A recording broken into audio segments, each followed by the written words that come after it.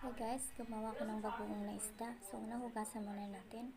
Tapos, optional siya guys kung gusto niyo tanggalan ng ulo. Tapos, patutuluin. So, nag-sterilize na rin ako ng mga jar. Tapos, kumuha na rin ako ng luya sa garden. So, ito yung mga ingredients niya.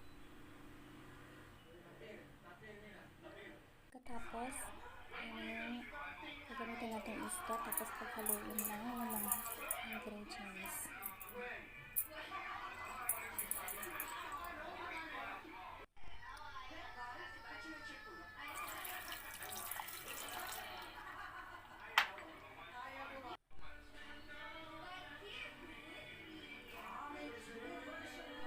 Pagkatapos nitong paghaluin guys, ay lagay na sa na-sterilize na jar. Tapos, ilalagay natin sa hindi madalas buksan ng cabinet sa madilim na lugar. So, thank you for watching guys. Bye!